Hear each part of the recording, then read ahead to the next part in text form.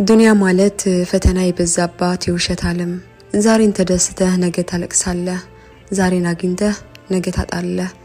ፈተናውን ሁሉ አልፌ ጥሩ ደረጃ ላይ ደርሻለሁ ብለህ እፎይ ስትልና የእረፍት ኑሮ መኖር ስትጀምር ድንገት ሳታስበው የሰበሰብከው ሁሉ ይበተናል።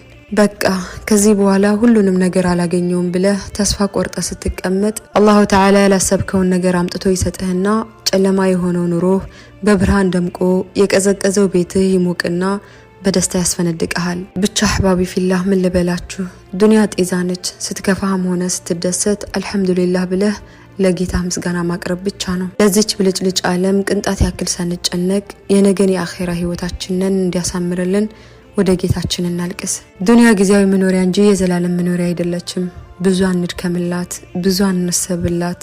ይልቅ ለአኺራችን እንድከም፣ ለአኺራችን እንሰብ፣ ለአኺራችን እንጨነቅ፣ ለአኺራችን እንስራ። አላሁ ተዓላ ዱንያ አኺራችንን ያሳምርልን። اللهم ربنا آتنا في الدنيا حسنة وفي الآخرة حسنة وقنا عذاب النار. اللهم نسألك حسن الخاتمة يا رب العالمين. اللهم آمين.